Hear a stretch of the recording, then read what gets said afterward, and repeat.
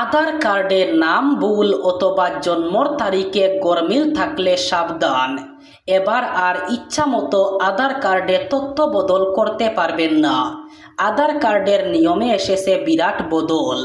নতুন নিয়মে এবার চাইলেই আর বারবার আধার কার্ডের নাম অথবা জন্ম তারিখ বদল করা যাবে না। Unique identification authority of India অথবা UIDAI এর তরফে কড়া নিয়ম আনা হয়েছে।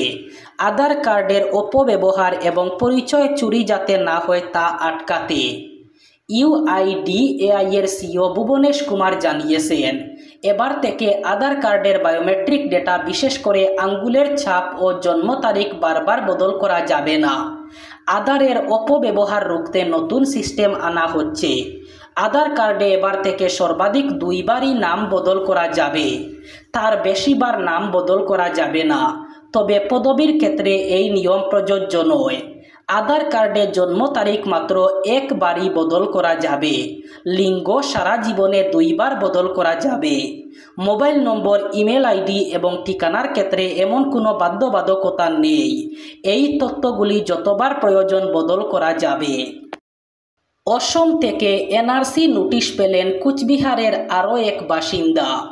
মাথাভাঙ্গা ব্লকের গুকসাডাঙ্গা লতাপাতা গ্রাম পঞ্চায়েতের কুশিয়ারবাড়ি এলাকায় 75 বছর বয়সী নিশিকান্ত দাসের বাড়ি। মাস 2 আগে অসমের ফরেনার্স ট্রাইব্যুনাল থেকে NRC নোটিশ পান তিনি। এই নোটিশে অহমিয়া ভাষায় লেখা রয়েছে, 1966 সাল থেকে 1971 সালের মধ্যে বাংলাদেশ থেকে ভারতে অবৈধভাবে প্রবেশ করেছেন নিশিকান্ত।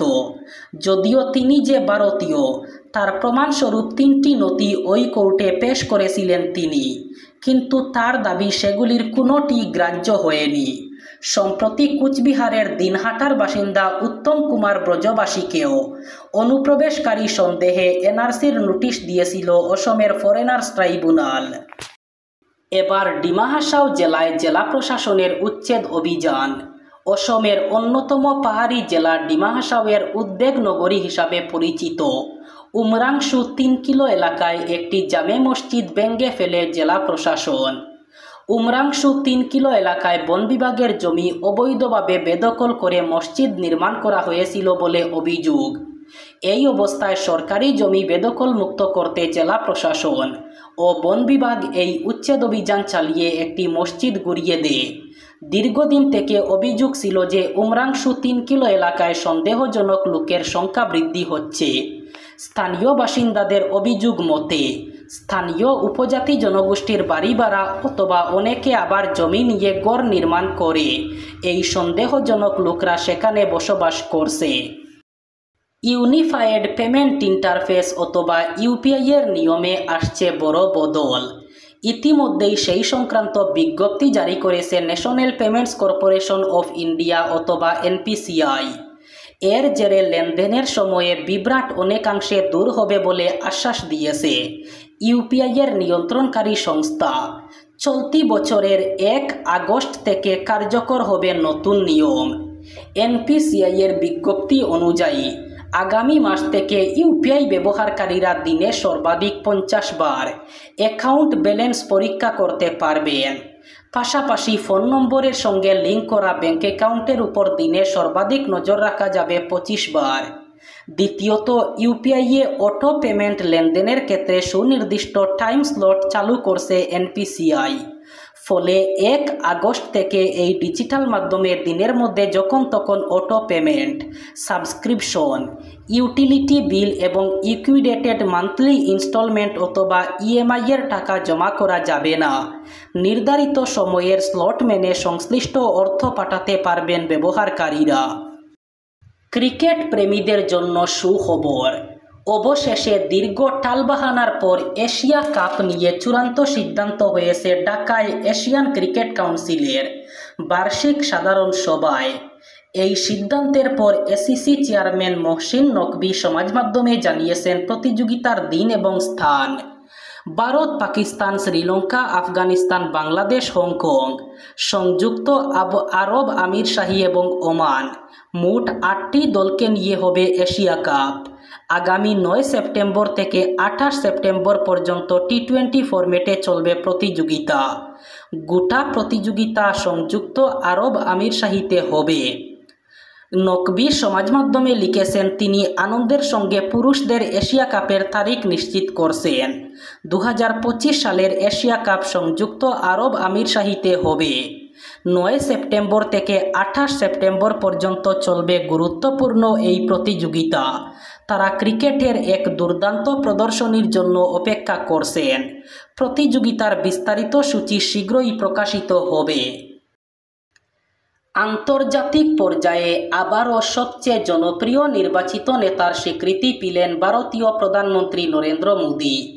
মার্কিন গবেষণা সংস্থা মর্নিং কনসাল্ট প্রকাশিত গ্লোবাল লিডার অ্যাপ্রুভেল ট্র্যাকারের সাম্প্রতিক সমীক্ষা অনুযায়ী মোদীর জনপ্রিয়তার হার দাঁড়িয়েছে 75%। সমীক্ষার রিপোর্ট বলছে, মোদীর ঠিক পরেই রয়েছেন দক্ষিণ কোরিয়ার লি জে-মিয়ং, যার জনপ্রিয়তার হার 59%। তৃতীয় স্থানে আছেন আর্জেন্টিনার রাষ্ট্রপতি হাবিয়ের মিলে। চতুর্থ স্থানে কানাডার প্রধানমন্ত্রী মার্ক কার্নি। পঞ্চম স্থানে রয়েছেন অস্ট্রেলিয়ার প্রধানমন্ত্রী অ্যান্থনি অ্যালবেনিজ এবং তারপরেই সুইজারল্যান্ডের ক্যারিন কেলার শুটার। সপ্তম স্থানে মেক্সিকোর নতুন রাষ্ট্রপতি ক্লাউদিয়া শাইনবাউম, যার জনপ্রিয়তার হার 48%। সংযুক্ত জনতা দলের এমপি হয়ে একসময় রাজ্যসভার উপসভাপতি হয়েছিলেন হরিবংশ নারায়ণ সিং। নীতিশ কুমারের সঙ্গে বিজেপির সম্পর্কের অবনতি হওয়ার পর তিনি দলের ওই এমপিকে নির্দেশ দিয়েছিলেন যে উপসভাপতির পদ থেকে ইস্তফা দিতে, কিন্তু নিজের দলের সর্বোচ্চ নেতাকেই অগ্রাহ্য করে হরিবংশ পদে থেকে যান এবং বিজেপি তথা মোদী সরকারের প্রতি পূর্ণ আনুগত্য প্রকাশ করেন। তাই জগদীপ ধনকরের জায়গায় রাজ্যসভা পরিচালনায় অভিজ্ঞ হরিবংশকেও প্রার্থী করে জিতিয়ে এনে বিজেপি উপরাষ্ট্রপতি করতে পারে বলে একটি জল্পনা শুরু হয়েছে। যদিও এই জল্পনা বাস্তবায়িত হওয়ার সম্ভাবনা আদৌ কতটা আছে সেটা নিয়ে সংশয় আছে, কারণ উপরাষ্ট্রপতি তথা রাজ্যসভার চেয়ারম্যান পদে বিজেপি আরও কোনো ভুল করতে চায় না। অর্থাৎ সরাসরি বিজেপি এবং সঙ্গের কাউকে বসানো হোক, এই অভিমতেই শিলমোহর পড়তে চলেছে। মণিপুরে রাষ্ট্রপতি শাসনের মেয়াদ বাড়ানোর কেন্দ্রীয় পদক্ষেপের তীব্র বিরোধিতা করেছে কংগ্রেস। তাদের দাবি, এই কাজ গণতান্ত্রিক মূল্যবোধ ও জনমতের বিরোধী। সংঘাত কবলিত রাজ্যে চলমান সাংবিধানিক সংকটের জন্য বিজেপি নেতৃত্বাধীন ডবল ইঞ্জিন সরকারকে দায়ী করেছে কংগ্রেস। কংগ্রেস নেতা জয়রাম রমেশ বলেন, মণিপুর নিয়ে মুখ ঘুরিয়ে থাকা প্রধানমন্ত্রী রতন তিয়ামের মতো বন্দিত নাট্য ব্যক্তিত্বের প্রয়াণের পরেও শোক প্রকাশের সৌজন্য দেখাননি। এই ব্যবহার অসংবেদনশীল এবং মণিপুরের জনগণের প্রতি অপমানজনক। কেন্দ্র 13 আগস্ট থেকে মণিপুরে রাষ্ট্রপতি শাসনের মেয়াদ আরও 6 মাস বাড়ানোর প্রস্তুতি নিচ্ছে।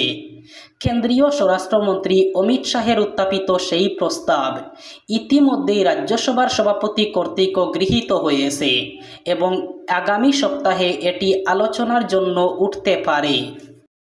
এবার বরাক উপত্যকার 3 জেলার আজকের আবহাওয়ার খবর। আজ অর্থাৎ 28 জুলাই সোমবার বরাক উপত্যকার 3 জেলায় হালকা বৃষ্টিপাতের সম্ভাবনা। আজ শিলচর কাছাড়ে সর্বোচ্চ তাপমাত্রা থাকবে 29 ডিগ্রি সেলসিয়াস এবং সর্বনিম্ন তাপমাত্রা থাকবে 26 ডিগ্রি সেলসিয়াস। শ্রীভূমি করিমগঞ্জে আজ সর্বোচ্চ তাপমাত্রা থাকবে 29 ডিগ্রি সেলসিয়াস এবং সর্বনিম্ন তাপমাত্রা থাকবে 26 ডিগ্রি সেলসিয়াস। হাইলাকান্দি জেলায়ও আজ সর্বোচ্চ তাপমাত্রা থাকবে 29 ডিগ্রি সেলসিয়াস এবং সর্বনিম্ন তাপমাত্রা থাকবে 26 ডিগ্রি সেলসিয়াস।